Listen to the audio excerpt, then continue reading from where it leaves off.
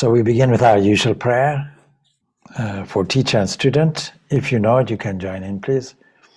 Om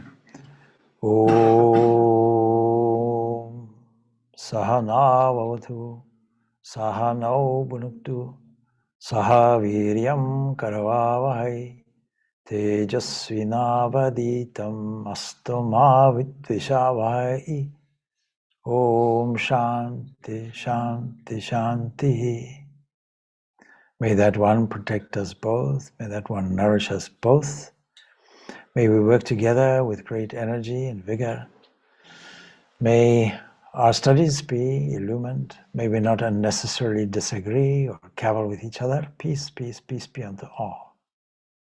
So we're continuing the subject of science of religion. And in doing this, we are really following Swami Vivekananda's Raja Yoga. And in very few places does the Swami mention the word God. Because most people, when they talk about religion today, are really talking about religions, either this religion or that religion.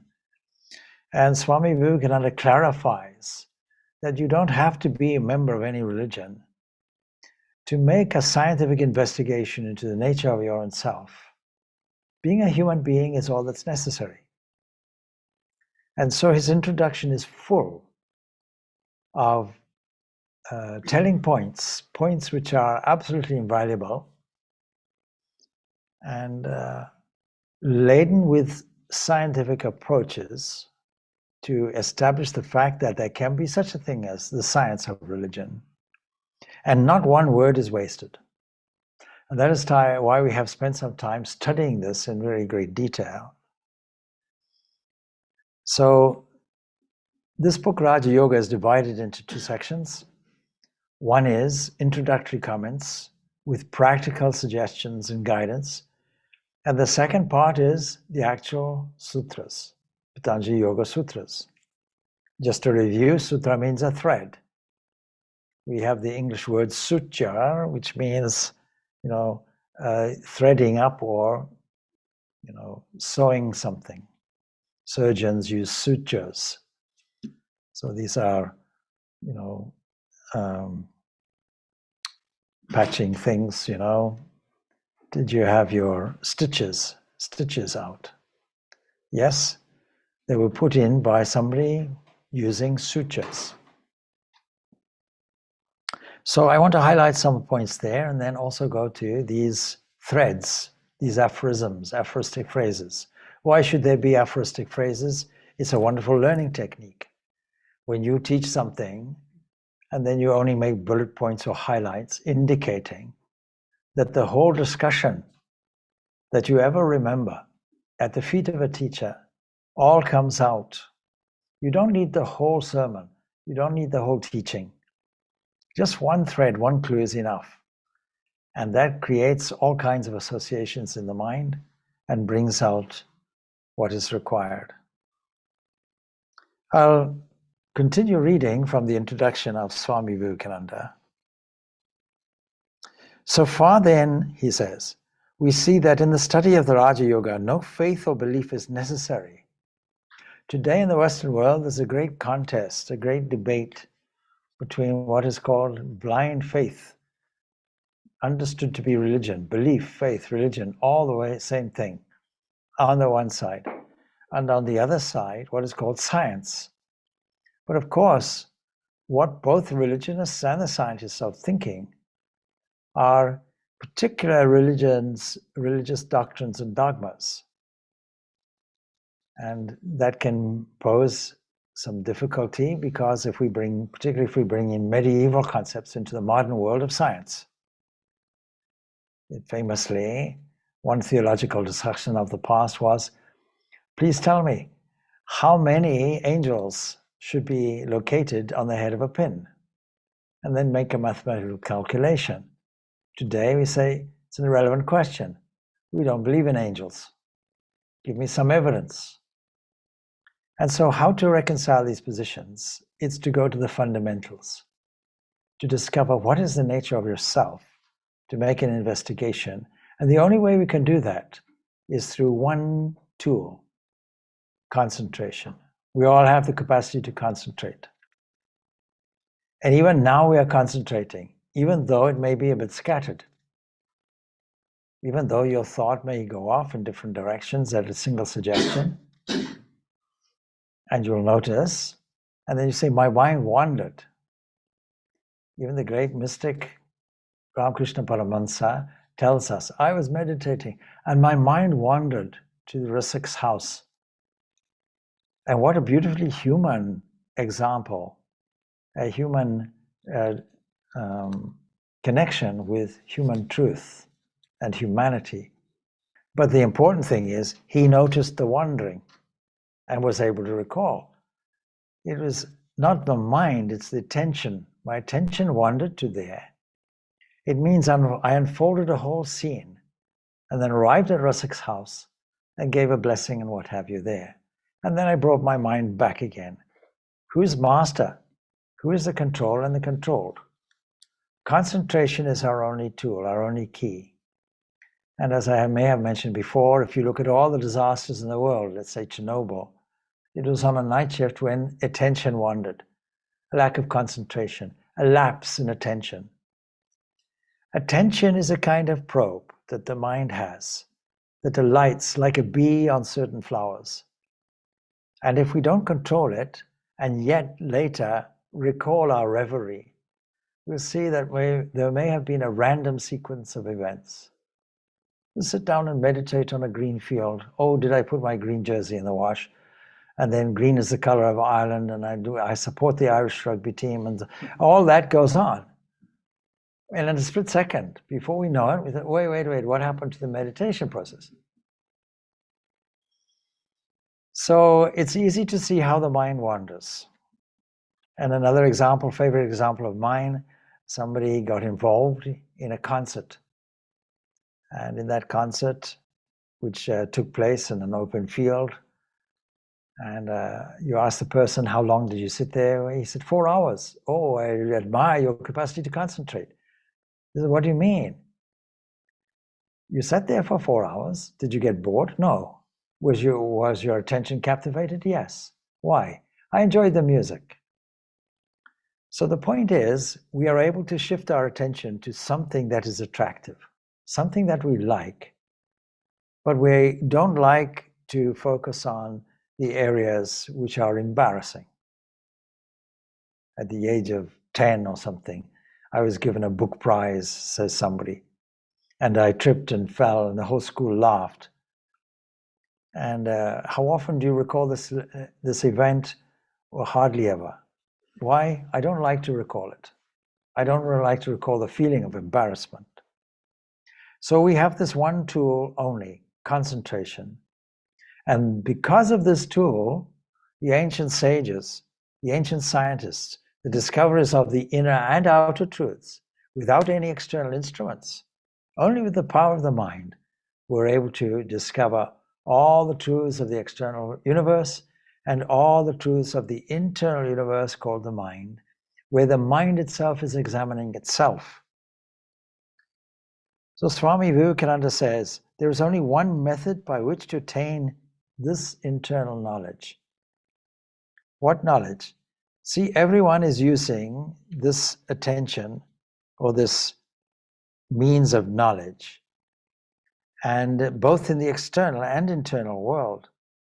But he says for the psychologist, the same minute observation has to be directed to the internal world. And when we say internal world, we can't stop at the mind because there's a further observer in the mind. What tells us whether we are happy, whether we're sad? My mind is wandering. What is that capacity to do that? It's the mind watching itself, in a sense, looking inside and looking as an observer, being not only the object of consciousness, but also consciousness itself, and making the error, I am the mind, or I am the body. Now, what is the utility of all of this?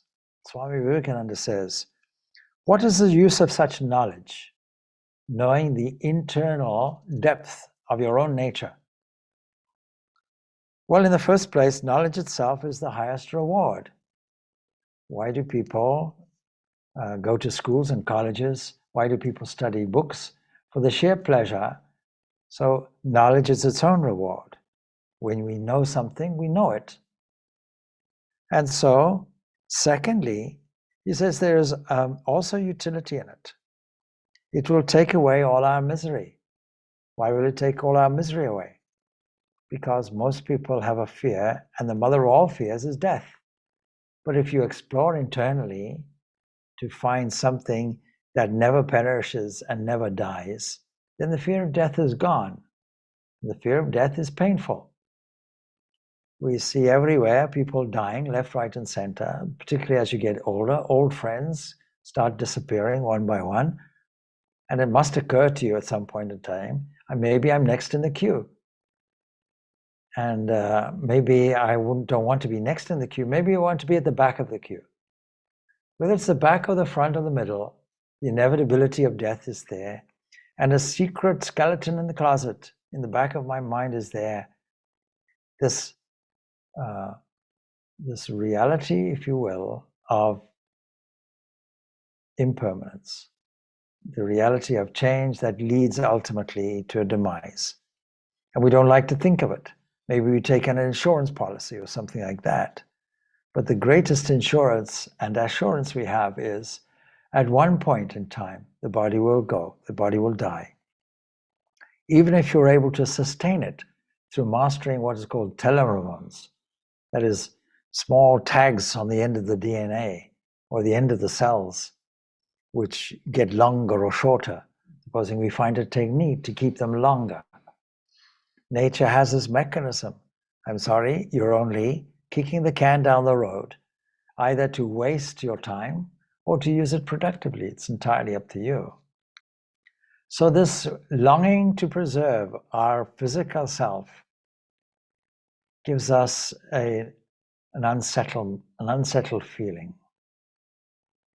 So this is the utility. He says it like this. When by analyzing his own mind, man comes face to face, as it were, with something which is never destroyed, something which is by its own nature eternally pure and perfect, he will no more be miserable, no more unhappy. And I say very frequently, I never met somebody who said, my goal is to be unhappy. I want to sit there miserably. Nobody says it, unless you're English or something.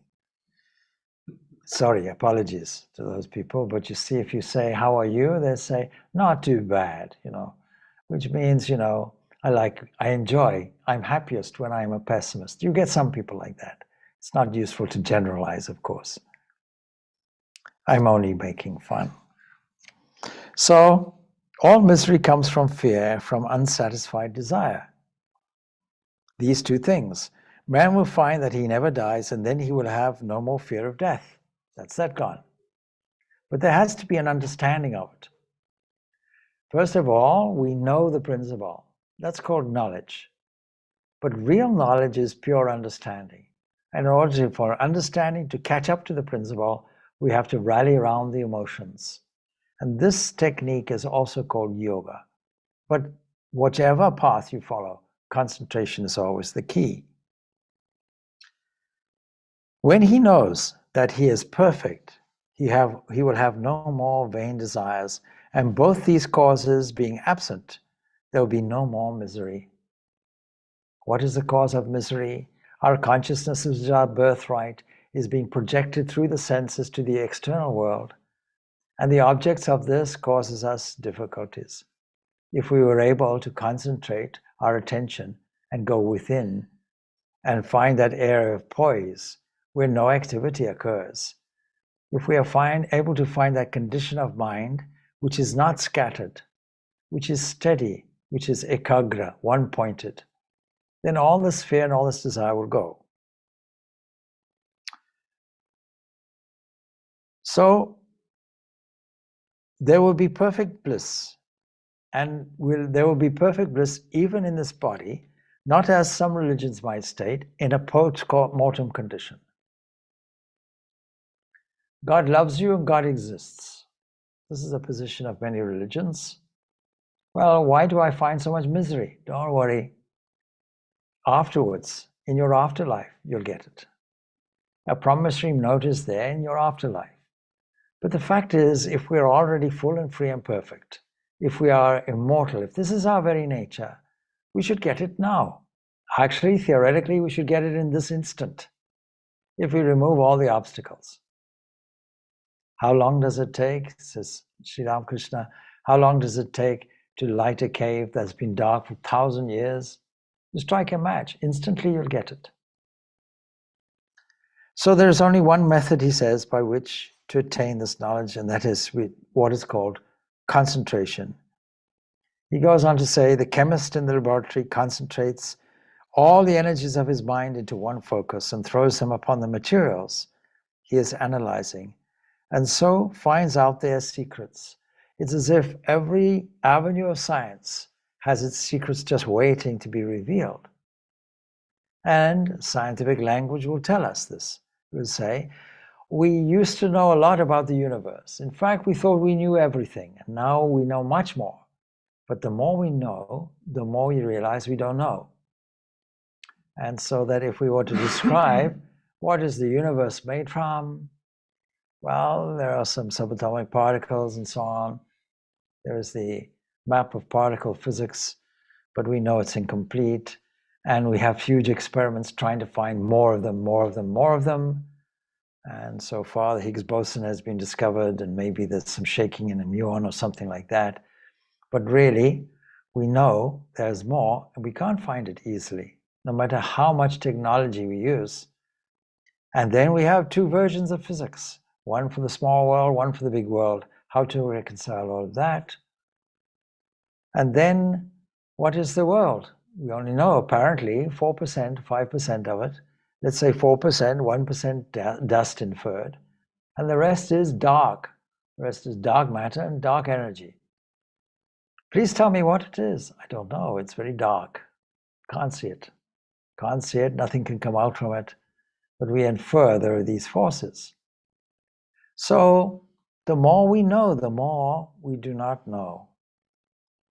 But it looks as if all the secrets are waiting there to be uncovered.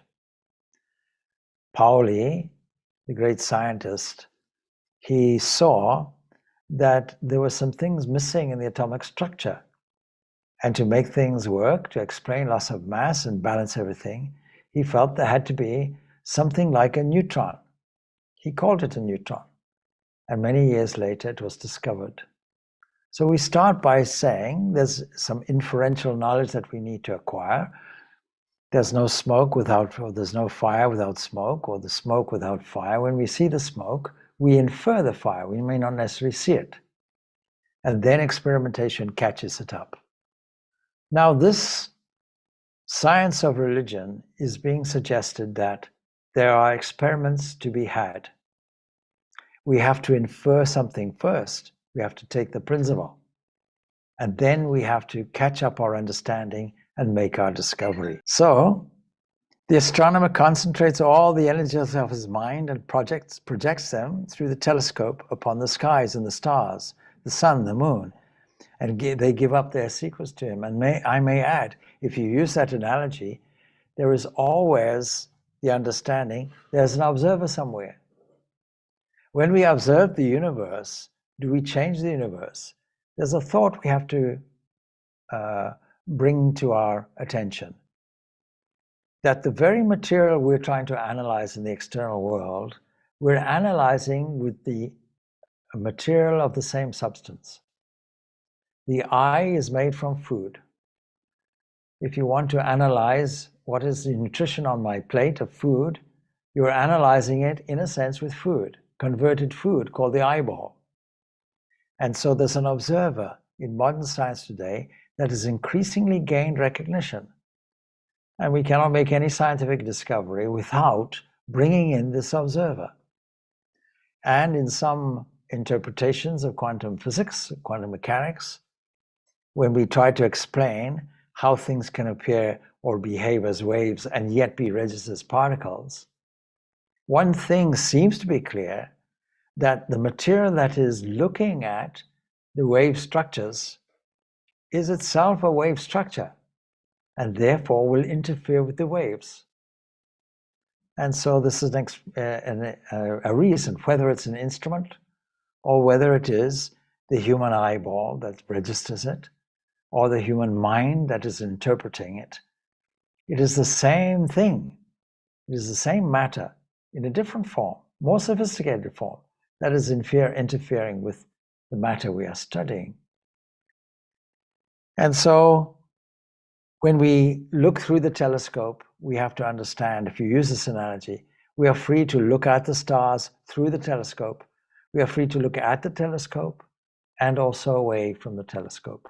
And this observer that is looking through, at, and beyond is this eternal observer that when we discover it, we see that it is permanent, it is immortal. When we discover that, the fear of death is gone. And when we discover that it is perfect, nothing to be added to, nothing to be taken away from, then all the desire has gone because fulfillment is there. We don't require it in a post-mortem condition. So the more I can concentrate my thoughts on the matter on which I am talking to you, the more light I can throw upon you. You are listening to me, and the more you can concentrate your thoughts, the more clearly you will grasp what I have to say, says Swami Vivekananda. Then he poses a question. How has all the knowledge in the world been gained but by the concentration of the powers of the mind? You can say the power of thought. And in terms of revealing the thought, we have to bring out the principles of the Sankhya philosophy, because the mechanism of it is very clear. According to the Sankhya's, there is only one thinker. Actually, according to the Upanishads, there's only one thinker, one knower, one witness, one enjoyer. And for that reason, every thought will have to be infallible, and it will infallibly carry through, unless it's suitably neutralized by another thought. Like posting a letter, it carries through to the end. Now, supposing we cancel our subscription, then of course, the whole universe changes for us. So issuing a thought mobilizes mechanisms. All the expressions and manifestations of one cosmic mind arrange themselves in 5 ways. These are called tanmatras, sometimes called mahabhutas. And this arrangement, this new arrangement and formation, crystallizes as the world, the particulate world that we experience. We can almost draw an invisible line between the subtle world of waves and the gross world of tables and chairs and bodies and minds. The world is ready to give up its secrets. This is a great philosophy, because it means that science is correct when it says the answers will be revealed to us sooner or later. Don't worry. Given the technology, given all the variables, given the study of mathematics, given the construction of models, giving our power to make predictions from it and testing out the predictions, every part of the universe will reveal its secrets sooner or later, as long as we're on the right track, of course, and we make the right experiments. Same thing in the science of religion. The world is ready to give up all its secrets if we only know how to knock, how to give it the necessary blow. Knock and the door will be answered up to you, says Jesus. Seek and you will find. So the strength and force of the blow come through concentration. There's no limit to the power of the human mind. The more concentrated it is, the more power is brought to bear on one point. That is the secret. How to bring the dissipated concentration, the dissipated mind, I should say, the scattered mind, how to bring all these forces together. Patanjali brings out a scientific process, step-by-step process. First do this, then do that. And don't forget, this is the manual on the ultimate sustained concentration that we call meditation. And most people want to jump to meditation first. But of the 8 steps presented, meditation is only number 7. And most people, being impatient, want to jump there. But if you want to study music, it doesn't work. If you want to study music, you can't just imagine, I'm playing very well. and you wake up and you realize, oh, when I put my hands on the keyboard, it just makes a cacophony of noise. I have to learn. I have to learn from a teacher, a competent teacher. I have to have faith in my capacity to do it. And above all, I have to practice. Practicing means rallying all the energies and in a few moments, let's say 1 hour, concentrating all your physical and mental attention on this one unit activity. Sometimes in a workplace, we are overwhelmed by so many different activities. And we forget that because we work within a time-spatial framework, we only have the capacity to fully concentrate on one unit thing at a time, one thought at a time, one activity at a time. So the classical question, how many activities do you have to do today? Oh, let me see, at least a dozen. No, it's a catch question. One thing, and then another thing, and then another thing.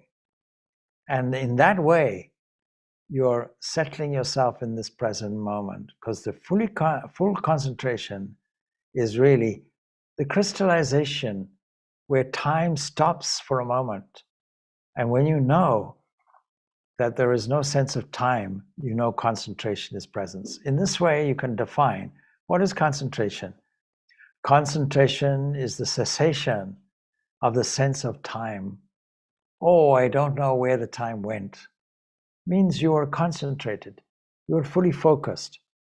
It is the same thing with the man who went to this concert. 4 hours, his attention was captivated. And so one thing about meditation, in order to concentrate the mind, we have to make sure that the activity we're focused on is ultimately a delightful thing. What could be more delightful than that place of perfection within us, where there is no misery, there is no disturbance, there's eternal calmness and peace. So this is our reward. Then he says,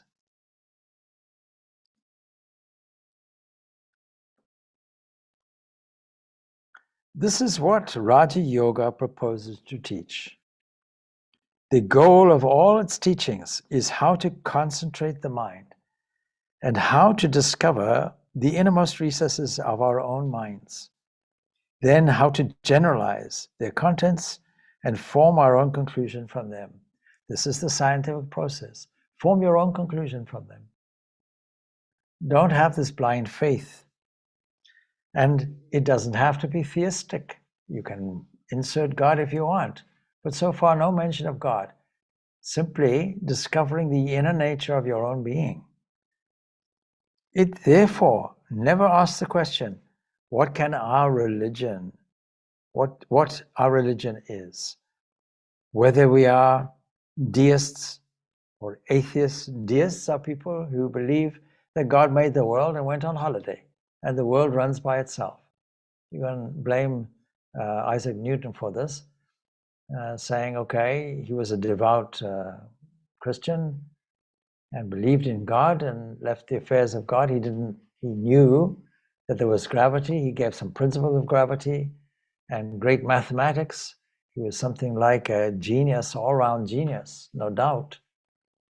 But you see, if there's a clockwork universe that runs, it can run by itself.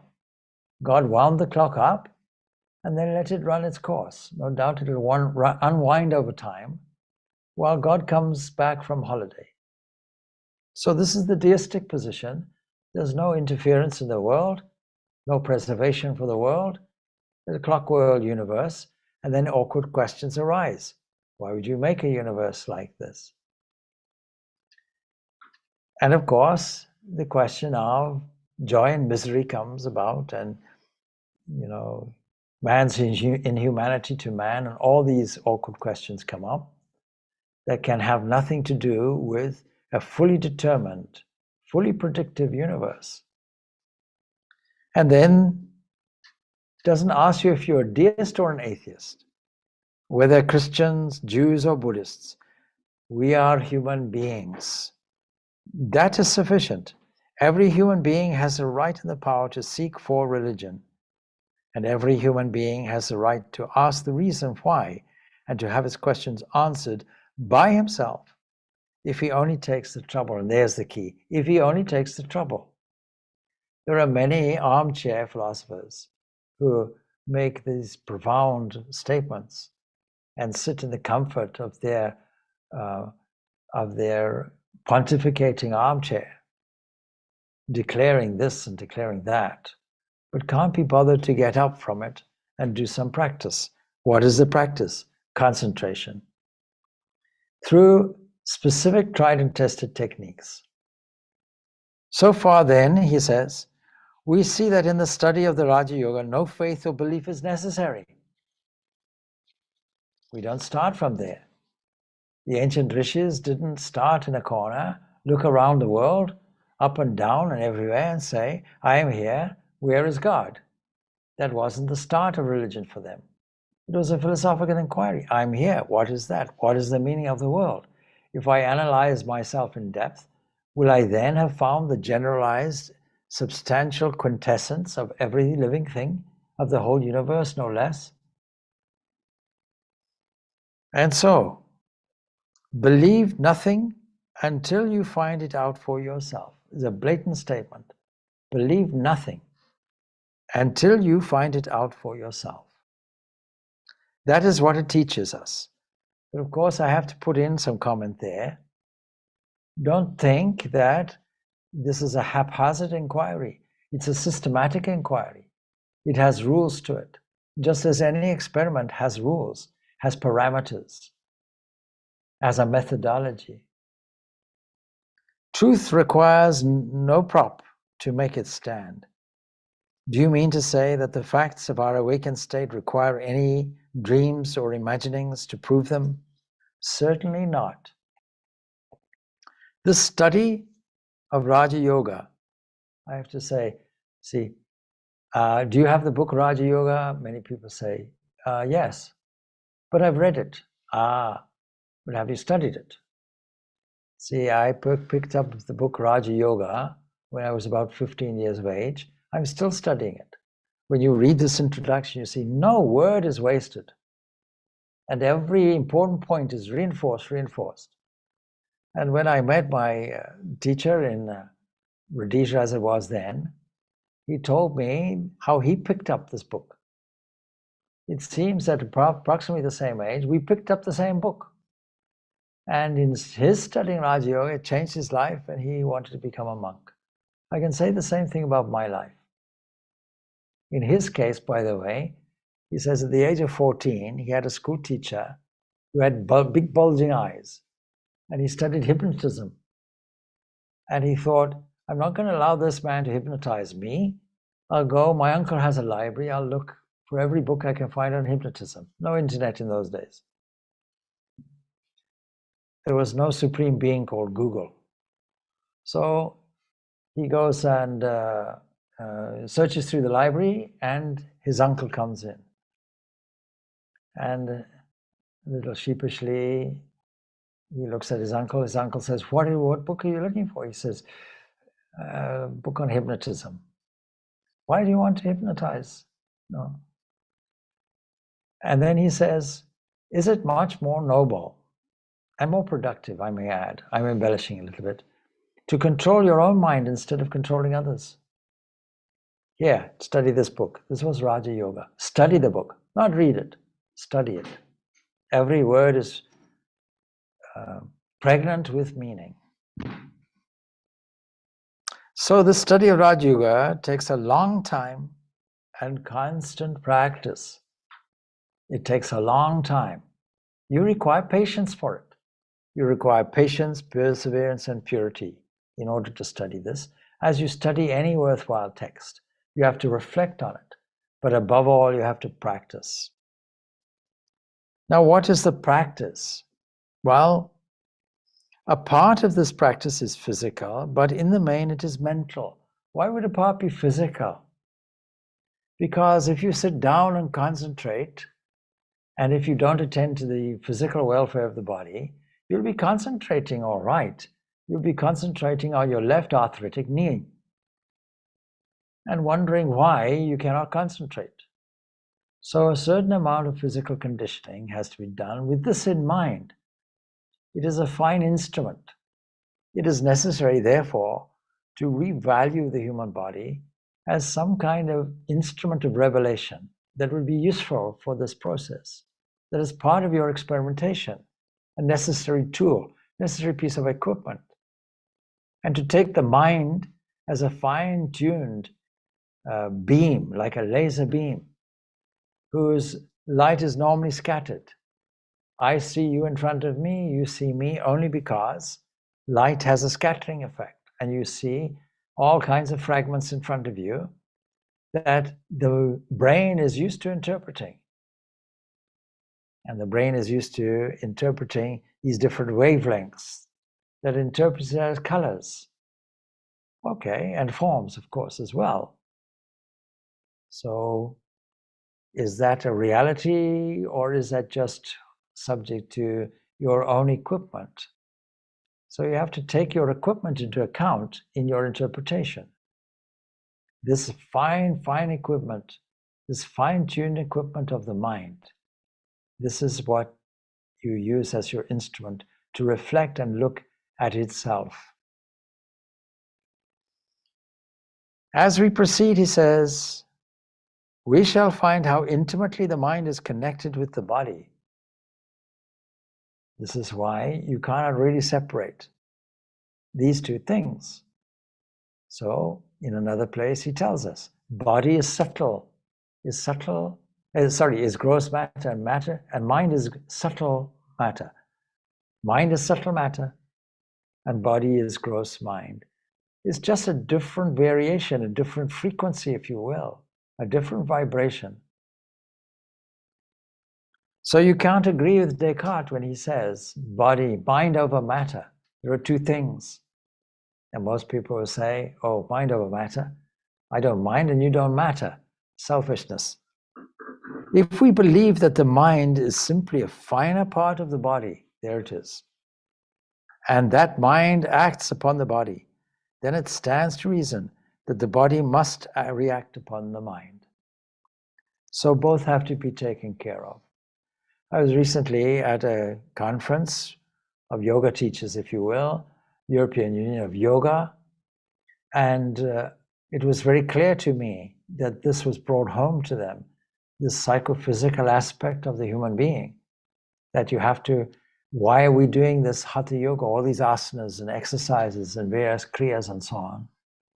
And how do we relate it to the Patanjali Yoga Sutras, which acts as a textbook for yoga teachers? Well, it's because purification has to be there of the instrumentation. Naturally, we can purify the body through bathing, keeping it clean. One advantage of the COVID pandemic was it taught us how we should have been maintaining things originally, how we should have been disinfecting things. When Sister Nivedita went in the midst of plague in Kolkata, she had to teach people how to clean the streets, how to make things disinfected. In fact, all the rules and regulations that she gave out may just as well have been the regulations for every country for preventative action in COVID, for keeping things clean. And even the Namaste was adopted during this COVID crisis, because handshaking, well, this is a way of transmitting germs if the hands are not clean. So the body has to be cleaned. It has to be revalued as a kind of instrument. And if you want to introduce some kind of creative and some kind of emotional content, because emotion is a means whereby we cultivate our understanding so that we can endorse the principles of what we're studying. And you know yourself that if you want to buy face cream and they say advertise it in terms of a chemical composition, you won't really buy it. Only if you're told how you'll knock 5 years off your life and your face will look like a film star's, will you buy the face cream? Otherwise, you're not much interested. So this is the secret of marketing. It's appealing to the emotions. So we can revalue. And instead of saying, this is my body, why don't we say, this is the Lord's temple, if we want to introduce that concept. This is the Supreme's housing, if we want to introduce that concept. And then it means the mind is his sitting room, where we clean it through japa, that is repetition of a sacred word of God, and prayer and meditation. Instead of saying my mind, you revalue it. And if you don't appeal, that doesn't appeal to you, if the theistic route doesn't appeal to you, or the bhakti yoga approach doesn't appeal to you, the worship approach doesn't appeal to you, at least understand it is an instrument. But belonging to who? Who is the owner of this instrument? The yoga philosophy calls this Purusha. So, if the body is sick, the mind becomes sick also. One of the great ways of introducing health and healthy living is to understand that every single cell of the body, several trillion cells of the body, will vibrate well if your mind, if your thought is elevated. This is absolutely demonstrable. You can see that if you're in a dark, black mood, you may get a little indigestion. At the very least, if your mind is agitated, your breathing will be agitated, and vice versa. You can simulate unsteadiness in the mind, in the mental field, by rapidly breathing. Then the heart pumps more, you see your face gets flushed. You're simulating a state almost of anger. Conversely, if you start off by thinking in a critical way, let us say you watch constantly BBC or RTE as they call it, and only you watch the news. No news is good news currently today in the media. And you see all the things that are happening. Global warming, this and that and the other. Well, ultimately, you'll sink down into deep depression. Condition the mind in this way 24 hours of the day and see what happens. And see what happens to the body. We know this. We know how quickly thought acts on the human body. We know that if you think of the juice of a lemon and you stick your tongue out and you imagine this juice falling on your tongue, sooner or later, probably sooner than later, your mouth puckers up with a feeling. Supposing you think of a delicious mood for the evening, your favorite food. It won't be long before saliva operates in the mouth, it gets released, and gastric juice releases in the stomach. There's nothing quicker than thought. Thought moves faster than the speed of light, faster than a photon. So you can see the correlation. Now this has been experimented in America naturally with cancer patients. And what they do is get them to think in a positive way, put them in a beautiful environment, uplift the mind as much as they possibly can, think good thoughts, think noble thoughts. Sooner or later, you see the body starts responding. And you'll see that in the early stages of cancer, how the cells start transforming themselves in a healthy way. If the body is healthy, the mind remains healthy and strong. When one is angry, the mind becomes disturbed. Similarly, when the mind is disturbed, the body also becomes disturbed. And there's somebody called Louise Hayes who has managed to see a correlation between certain emotions and physical manifestations. And this correlation, you can test it out. So for example, supposing somebody is irritable, don't be surprised if their skin is irritated. Similarly, when the mind is disturbed, therefore, body is disturbed. And with the majority of mankind, the mind is greatly under the control of the body. because their concern is primarily the body, their mind being very little developed. And the vast mass of humanity is very little removed in this sense from the animals. It was a statement made in his day, and I think it's true to say today. How else will you explain man's brutal inhumanity to man? There are more refugees today, just to bring the body and mind down a little bit and put you into deep depression. But there are more refugees today in this world than have ever before. There are more slaves today than ever in the world. But just to elevate your mind again, the possibility. If we had a vision statement here, I would have to say, I've said it many times before, infinite possibilities. You are contained, as it were, with infinite possibilities. You have secrets within you ready to discover. And Raja Yoga is the science to do it. Not only so, but in many instances, the power of control in them is little higher than that of the lower animals. We have very little command of our minds, and therefore, to bring that command about, to get the control of body and mind, we must take certain physical helps. When the body is sufficiently controlled, we can attempt the manipulation of the mind. By manipulating the mind, we shall be able to bring it under control, make it work as we like, and compel it to concentrate its powers as we desire. See, compel it. This is the language of mastery. The car is sitting there. We compel it to move. And when it doesn't want to stop, we compel it to stop. In this way, we have to convince ourselves that we are the masters of the body and the mind together, and that there is more than a correlation. There's intimate connection. In fact, one is a subtle version of another, and the other is the gross version of the one. Now, Swami Vivekananda is very careful in his language.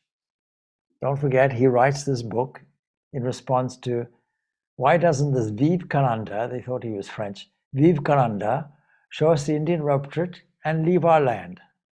And he replies, herewith is the Indian rope trick. So don't blame me, is what he's saying. I am saying, according to the yogis. If you don't like it, ask the yogis. So according to the Raja Yogi, the external world is but the gross form of the internal subtle. The finer, of course, this is a principle in science. The finer is always the cause, the grosser the effect. I think we have lost this idea in science. There is David Bohm, a great physicist, no longer alive, of course, who's a great radical thinker, highly criticized by his fellow scientific community, and yet they had no opportunity or no choice but to adopt his ideas and consider them seriously. And he takes an approach which is holistic. Instead of looking at all the particles, look at the whole. And recently what we find is that the physical brain has these two sections, left and right brains. And the left brain looks at the detail, and the right brain looks at the generality, the overview. And if we want to understand things better, we have to look at things in the holistic way. Now, if you look at that, you'll see the world in a very different way. You'll start to see the whole picture rather than the partial picture. And you'll discover much more. You're like climbing a mountain. You'll see much more from the top and much less from the bottom. In the area of the conference I was in last week, I think it was, I forget now when, the whole venue was held in a valley. And as you look around at the mountains, you'll only see a few shapes of mountains in the foreground and maybe the hint of a snowy mountain behind. As soon as you go up, you'll see a very different picture. Around you, a whole range of snow-capped mountains you never suspected were there. So the higher we go, the more we see, the more generalized overview is there. And this is the idea. The external world is the effect, the internal the cause. In the same way, external forces are simpler the grosser parts of which the internal forces are the finer. The man who has discovered and learned how to manipulate the internal forces will get the whole of nature under his control.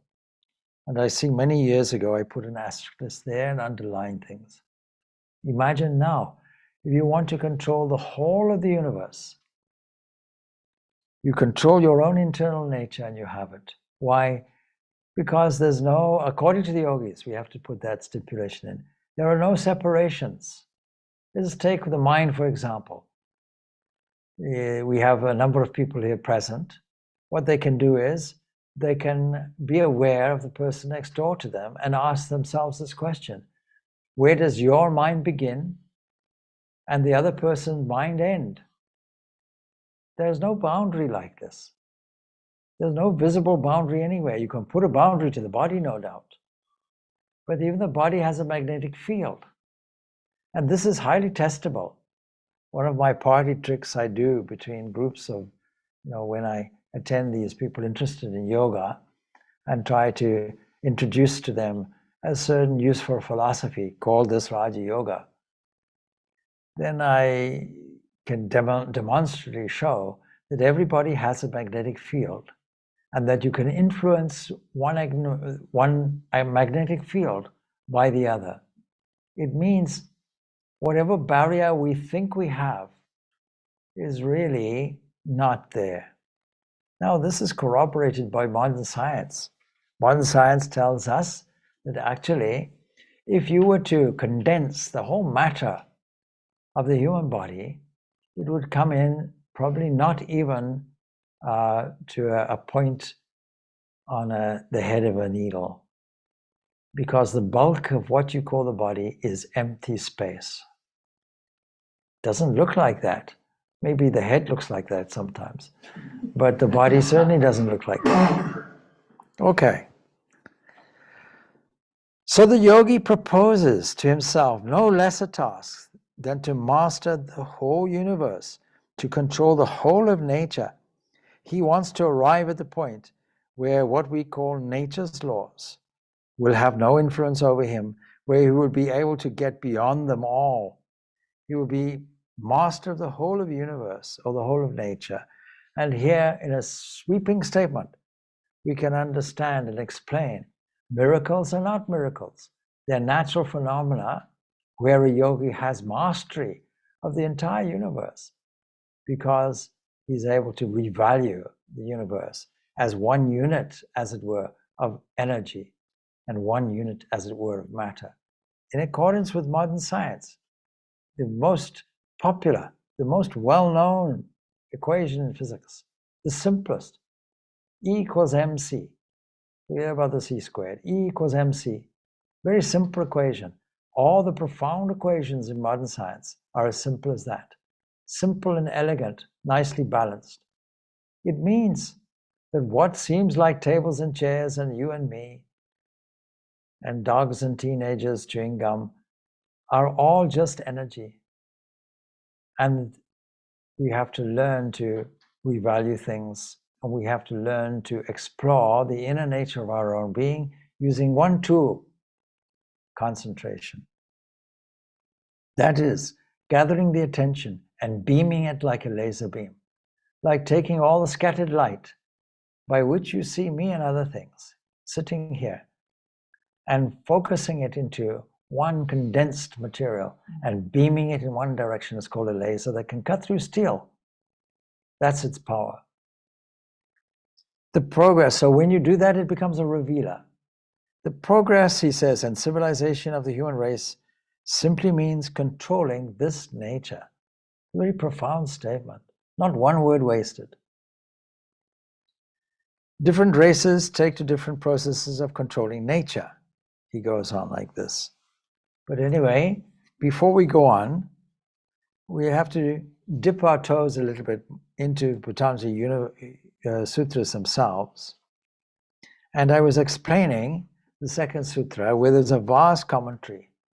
And I think I gave it a summary, so we can skip that. But just to remind you that according to the yogis, I'll use the same language, What we call the mind is really an antakarana, an internal instrument with different component functional parts. A reception area. The real senses are the internal organs. And then we have an interpretive faculty, a recalling faculty, a capacity to select memories, bringing them up, a reception office, if you like, and a coordinating research office, and then an intellect to which it's presented. And this intellect will decide what to do and create a reaction, and the process is reversed. But the whole thing is called chitta. And it is compared to a vast lake. And within this lake, we have vrittis, disturbances.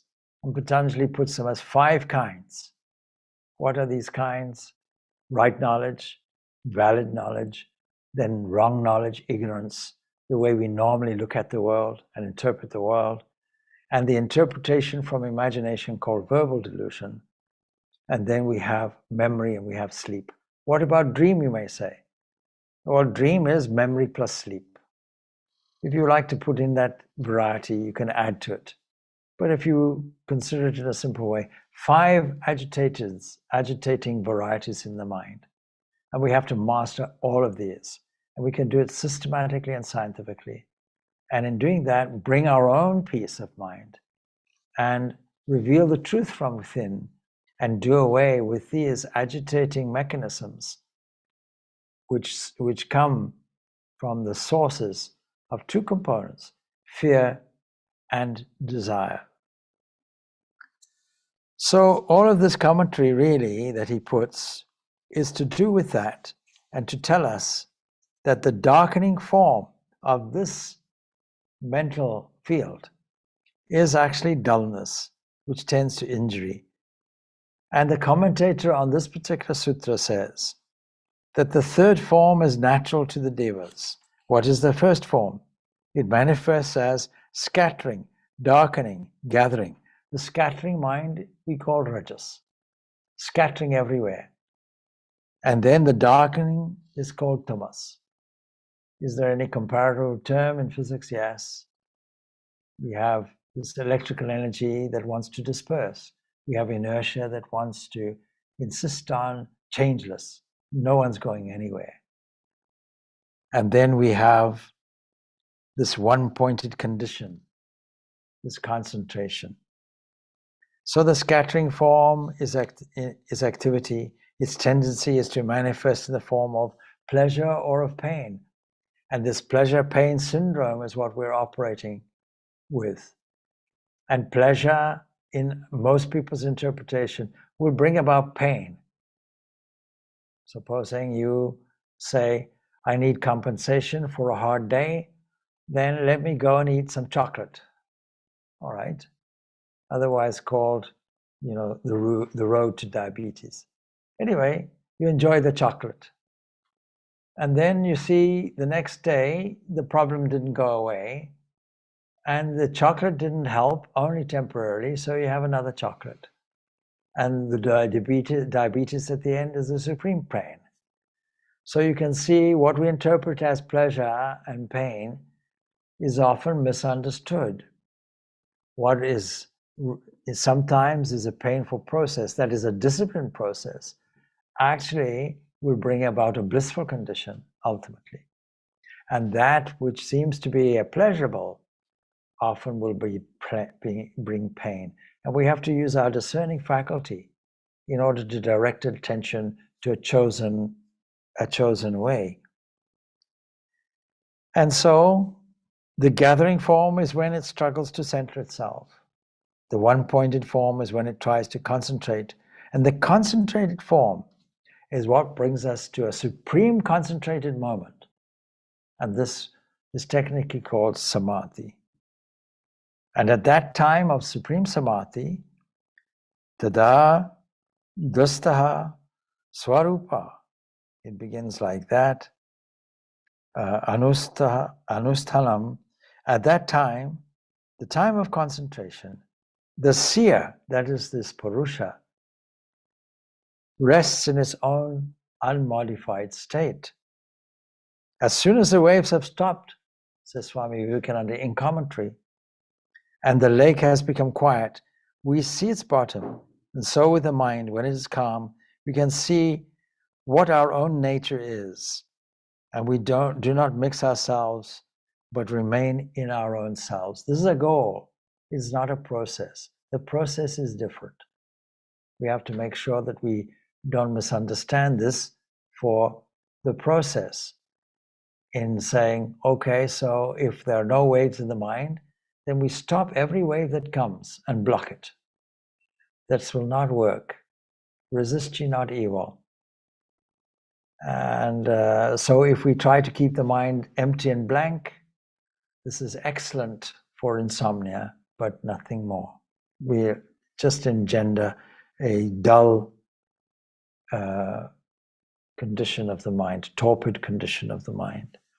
So we'll continue with this subject next Tuesday, pick this up later. Tomorrow will be Vedanta question and answer, starting at 7 o'clock in the evening, Irish time, finishing at 8 o'clock, where you can bring your questions related to this. Anything else that you desire that would be useful in your spiritual life. And it is held here in Vedanta House, as well as online on Zoom. Om Shanti, Shanti, Shanti. Peace, peace, peace be unto all. Thank you. Thank you, Swami. Thank you, Swamiji. Paramahansa Swamiji. Guru Maharaj. Swamiji. Thank you, Swamiji. Thank you, Swamiji.